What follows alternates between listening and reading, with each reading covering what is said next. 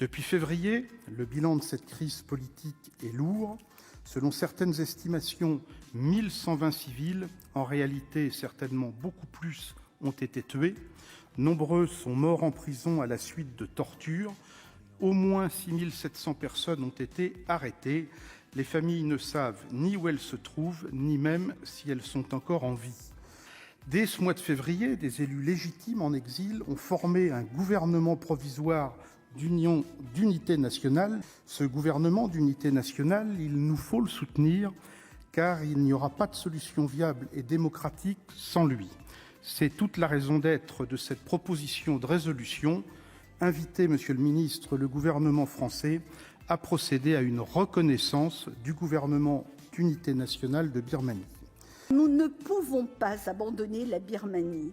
Le peuple birman, si assoiffé de démocratie, si courageux, compte sur nous.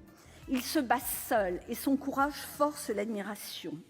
Mes chers collègues, si le temps presse, c'est parce que la situation n'évolue guère favorablement et elle pourrait progressivement prendre le tour d'une guerre civile marquée par une répression sévère des autorités militaires, d'autant plus que toutes les grandes ethnies se retrouvent dans le gouvernement d'unité nationale. Rien n'évoluera sans réponse régionale et la neutralité affichée des pays de l'ASEAN ne saurait être prétexte à l'inaction.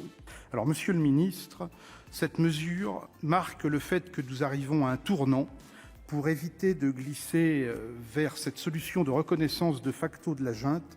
Il est, je crois, indispensable de traiter avec la seule autorité légitime, en l'état actuel, le gouvernement d'unité nationale et ses représentants pour réenclencher un processus de transition démocratique.